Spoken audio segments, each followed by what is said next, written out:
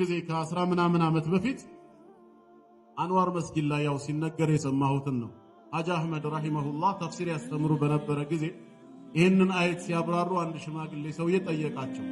በጀነት ሁሉ የምንፈልገው ነገር አለ አላቸው። አዎ ሲሉ እሳቸው ምን አለ ሰውየው፣ እንደዛ ከሆነ እኔ ሲጋራ ማጨስ እወዳለሁ አለ። አላህ አዝኖልኝ ጀነት ከከተተኝ ሲጋራ ፈልጋለሁ አለ ማለት ነው ወይ አላቸው።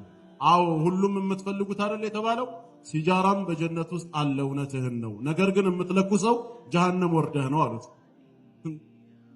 አይ እንደዛማ ከሆነ ተንሰራትቼ ልገባ እችላለሁ፣ በቃ ይቅርብኝ አለ።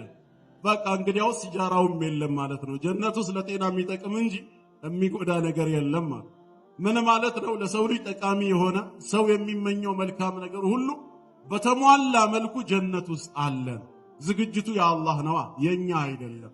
አላህ ደግሞ ሙሉ የሆነ ጌታ ነው። በባህሪው እንከን የለበትም፣ ስራውም ላይ ክፍተት የለም። እንዲህ አይነቱን ለማግኘት ዛሬ በዱንያ የጠየቀን እኔን ተገዙ አታጋሩ ነው። ጀሃነም እሳት ውስጥ ዝቅተኛ ስፍራ ላይ ለሚቀጣው ሰው አላህ ምን ይለዋል? ዱንያና በሷ ላይ ያለው ኒዕማ ሁሉ ላንተ ተሰጥቶ እሷን ፊዳ አድርገህ ቤዛ መስዋዕትነት ከፍለህ አሁን ካለህበት ቅጣት ውጣ ብትባል ደስተኛ ትሆናለህ ወይ አለ። እንዴት ጌታዬ ፈልጋለሁ እንጂ አለ።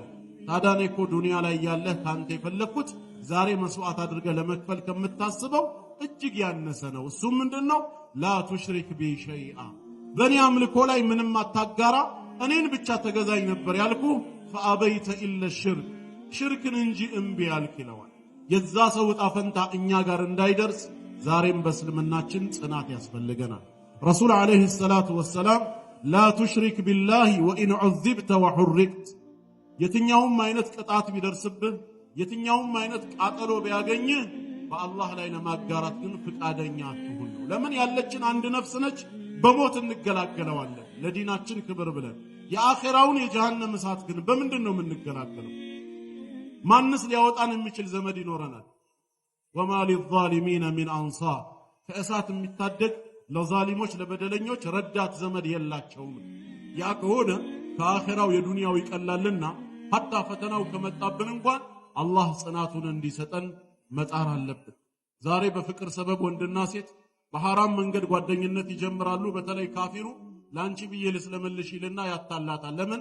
ላኢላሃ ኢላላህ ሙሐመዱን ረሱሉላህ ታለ ሰልሟል ማለት ነው ብላ ትታለላለች። ለነሱ በንግግር የሚገኝ ኩፍር ወይ ኢማን ስለሌለ በዲናቸው ከልቤ እስካላመንኩ ድረስ በምላሴ እንደፈለኩ ብናገር ምንም ችግር የለውም ስለሆነ ለዲኑ የሱን ዲን ስለማይነካበት በምላሱ ላኢላሃ ኢላላህ ብሎ እሷን መያዝ ግን ይፈልጋል።